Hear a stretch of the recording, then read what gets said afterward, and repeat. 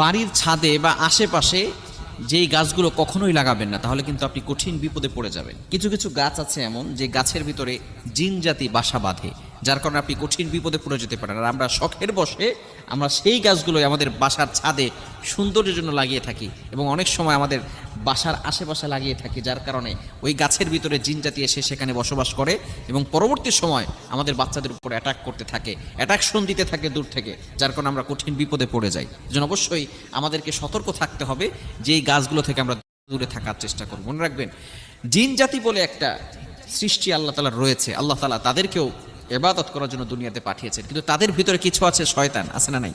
মানুষের ভিতরে ভালো খারাপ আছে না? জিনদের ভিতরেও ভালো খারাপ আছে। তো জিনদের ভিতরে যারা দুষ্ট, এরা কিন্তু দেখা যাচ্ছে মানুষকে কষ্ট দেয়।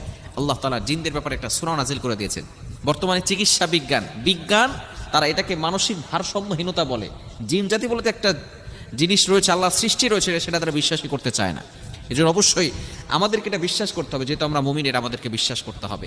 এরা যেই গাছগুলোতে থাকে তার ভিতরে আমরা আমাদের আশেপাশে যে গাছগুলো লাগিয়ে থাকি তার ভিতরে এক নাম্বার হচ্ছে তেঁতুল গাছ। অনেকে তেঁতুল পছন্দ করেন না?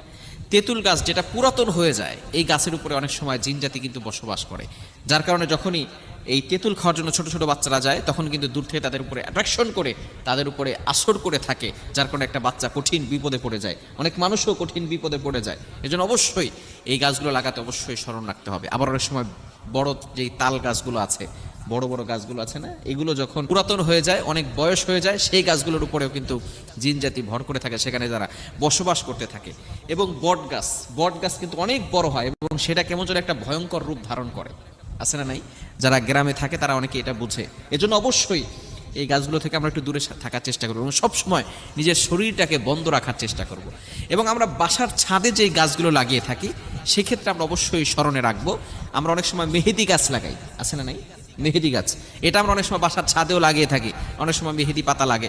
তো এই গাছে কিন্তু যেহেতু সেখানে মেহেদি গাছটাকে জিন অনেক পছন্দ করে, সেখানে থাকে বেশি, এই জন্য অবশ্যই এখানে আমরা বাচ্চাদেরকে কখনো একা ছেড়ে দিব না। বাচ্চারা সেখানে যাওয়ার পরে কিন্তু বাচ্চাদের উপর অ্যাটাক করতে পারে।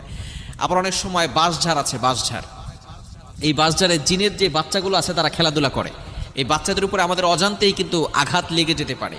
ধরেন আপনি রাস্তাতে হেঁটে যাচ্ছেন, পাশে একটা জিন বসে আছে, অনেক সময় এরকম হয় যে তুমি এই মানুষটার উপরে ভর করেছো কেন, আসর করেছো কেন? তখন তারা বলে যে আমি সেখানে বসেছিলাম, আমাকে থুতু নিক্ষেপ করেছে। এখন আমরা তো জিন জাতিকে দেখতে পারি না, কি বলেন পারি? অদৃশ্য বিষয়গুলো আমাদের চোখ থেকে আল্লাহ তাআলা গোপন করে রেখেছেন। আল্লাহ তাআলা এমন কিছু পর্দা দিয়েছেন যার কারণে আমরা অদৃশ্য বিষয়গুলো আমরা দেখতে পারি না, জিনদেরকে আমরা দেখতে পারি না। এজন্য অবশ্যই এই গাছগুলো থেকে আমাদেরকে দূরে সরে আসতে হবে। 1 নম্বরে তেঁতুল গাছ, 2 নম্বরে তাল গাছ, 3 নম্বরে বট গাছ, 4 নম্বরে বাঁশঝাড়, আর 5 নম্বরে মেহেদি গাছ। এইগুলো থেকে আমাদেরকে দূরে সরে আসতে হবে। এবং অবশ্যই ঘরের ভিতরে যে টয়লেট আছে সেখানে যাওয়ার সময় আমরা অবশ্যই দোয়া পড়ে ঢুকবো, কেননা ঘরের ভিতরে যে টয়লেট, আমরা বর্তমানে অ্যাটাচ টয়লেট হয়ে গেছে, ঘরের ভিতরেই টয়লেট থাকে, ঠিক কি না? এই ঘরের ভিতরে কিন্তু কিছু খবিস জিন জাতি তারা বসবাস করে। এজন্য যখনই টয়লেটে প্রবেশ করবেন বাম পা দিয়ে প্রবেশ করবেন, মাথাটাকে ঢেকে রাখবেন। বিশেষ করে নারীরা, মা বোনেরা চুল খোলা রেখে ওয়াশরুমে যাবেন না, টয়লেটে যাবেন না, মাথাগুলোকে ঢেকে রাখার চেষ্টা করবেন এবং অবশ্যই দোয়া পড়ে ঢুকবেন। আল্লাহুম্মা ইন্নী আউযু বিকা মিনাল খুবুসি ওয়াল খাবাইস। চমৎকার একটি দোয়া নবীজি সাল্লাল্লাহু আলাইহি ওয়াসাল্লাম আমাদেরকে শিখিয়ে দিয়েছেন। জিন জাতি যদি না থাকতো, খবিস জিন জাতি যদি না থাকতো, তাহলে টয়লেটের এই দোয়া নবীজি আমাদেরকে শিক্ষা দিতেন না।